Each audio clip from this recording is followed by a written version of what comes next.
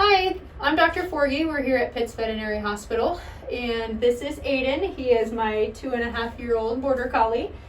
Today we're going to instruct you guys on how to trim nails. As you can see, Aiden has clear nails, so you actually will be able to see the quick. So if you look back here, this little pink portion underneath the nail is the quick, and then this outer portion, probably about from the end of my nail to the edge here, that is just his nail. So we want to make sure that we don't go so far back that we clip that and make him bleed, but we want to make sure we get enough nail that we don't have to do this all the time. Usually how I begin nail trims is I will start on the medial portion. I'll come across. It's really whatever is more comfortable for you, but this way you don't miss nails as you go through. What I'll do is I'll find the edge of that and I'll just clip right in front of that. Yeah, good boy. And he always inspects what I'm doing, make sure I'm doing a good job. Currently we have trimmed 2 nails, and what I've done here is made it so that you can see I'm just a little bit ahead of where that pink spot goes away on his nail. Same thing on this side. He's just in front of that. We don't want to go too far, so you can see it pretty well between the 2 of them. This one lines up right about here, so I'll take that nail. He's going to check out what I'm doing. There you go. That looks pretty good. If you want to, you can actually trim just on top of that part of the nail too, because the quick comes down in a curve. It curves downward like this, and so that top part you can get a little bit extra off of. This is Caitlin. She is one of our technician assistants here at Pitt's, and she's showing us today how you would help assist holding for a dog that's a little less behaved as Aiden, I guess. And so what I would probably recommend is putting just one hand underneath their belly and then just another hand underneath their neck here. So that gives you some strength and some stability so that they can't move backward as easily on you. As for what you're going to do as the person trimming the nails, there's 2 ways that you can hold the foot, and this could be done on the front foot or the back foot. You can tilt the foot backward like this, and then you can trim the nails, or you can actually leave it forward if they do better that way, and just trim it like this. Another way that you could do it, hold on, you're okay. If they really don't like you moving it, having it closer to the table works a little bit better too. So if you can get under here and you can get under their nails while they're still standing, that's another way to do it as well. When I initially got Aiden, I did not have helpers.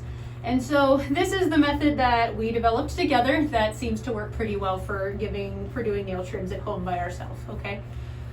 What I have done is I've basically created, they call it a V-trough with my legs, so I'm supporting his back so he's not laying directly on his spine on the ground. And then I just start trimming his nails at this point. Sometimes he's a little bit more wiggly than I would like him to be. It just kind of depends on the day.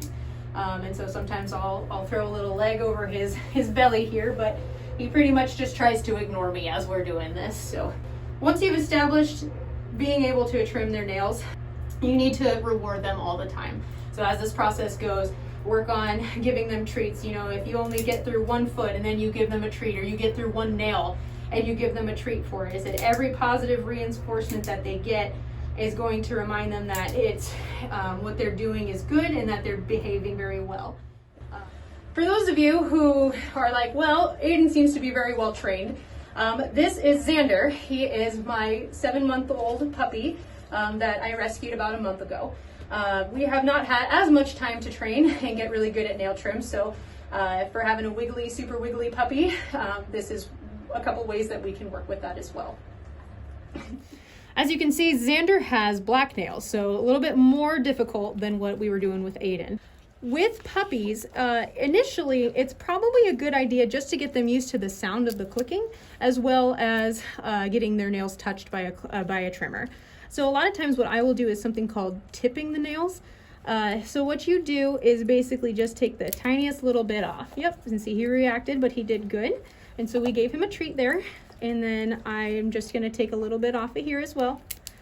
And then just give him another treat. And so he is learning every single time that he hears this noise, he's gonna get rewarded. Again, I have Caitlin here helping me. This is another way that you can hold your animal in order to trim their nails. What she is doing, these bottom legs are the strong points. You're right. These bottom legs are the strong points. And so that is where you need to be holding for sure. What she is doing is just resting her elbow across his neck. It's not across the trachea, it's on the side. It doesn't cause any damage or any issues blocking their airway at all.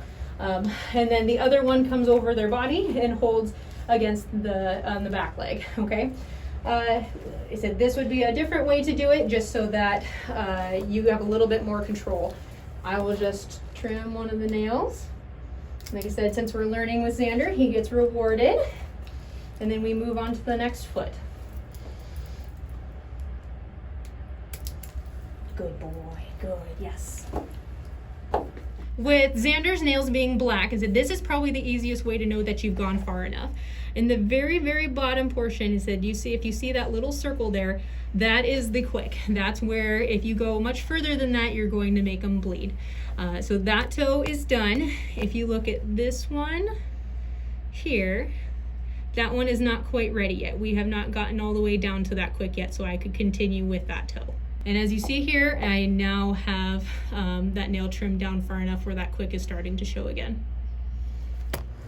Thank you for watching our video. Hopefully these hints have been helpful for you. If you do have any further questions, you're always welcome to call the clinic and we can discuss what process is going to be best for your pets.